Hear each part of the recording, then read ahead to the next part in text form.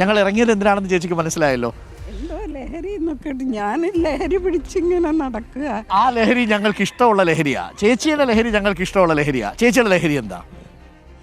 ഞാൻ പറഞ്ഞു ഞാൻ ലഹരി വിരുദ്ധമായിട്ട് പോവുകയില്ല. പക്ഷേ ഏത് തരത്തിലുള്ള ലഹരി എന്നാണ് ഞാൻ ചോദിക്കുന്നത്. നമ്മുടെ ജീവിതത്തിൻ്റെ ഒരു ഗോൾ. എൻ്റെ ലഹരി ഒരു പ്രണയമായിരുന്നു. 3-ാം വയസ്സിലാണ് ഞാൻ പ്രണയിച്ചു തുടങ്ങി. ദൈവമേ, അടുത്ത കേസായോന്നിന് എനിക്കൊരു മനസ്സിലൊരു ടെൻഷൻ. പക്ഷേ ആ പ്രണയത്തെക്കുറിച്ച് എൻ്റെ അടുത്ത് പറഞ്ഞു. ആ പ്രണയം കേൾക്കാൻ രസമുള്ളൊരു പ്രണയമാണ്. നമുക്കൊന്ന് കേൾക്കാം. 3 വയസ്സിലെ ആദ്യത്തെ പ്രണയം അല്ലേ? ആദ്യത്തെ അവസാനത്തെ 3 വയസ്സിലെ ആദ്യത്തെ പ്രണയം. അതിൻ്റെ ലഹരിയിൽ ഇങ്ങനെ നടന്ന് 85 വയസ്സായി. 3-ാമത്തെ വയസ്സിൽ തുടങ്ങിയ ആ പ്രണയം എന്താണെന്നറിയാൻ നിങ്ങൾക്ക് താല്പര്യമില്ലേ? എന്താ പറയുന്നു കേട്ടോ. ഞങ്ങൾ 2 ഇരട്ടയായിരുന്നു.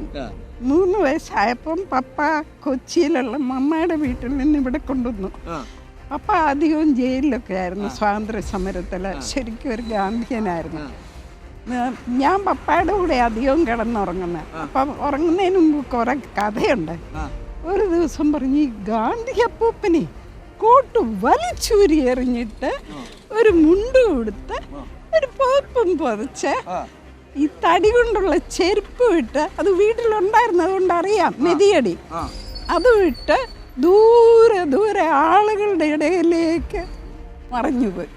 അപ്പോൾ അവിടെ തുടങ്ങി എന്നെ പറയും, ഗാന്ധിയോടൊന്നും അല്ല, ആ ജീവിതം എന്തൊക്കെയോ വലിച്ചെറിഞ്ഞ് ഒരു പുതിയ ലോകത്ത് പുതിയ ആളുകളുടെ ഇടയിലേക്ക്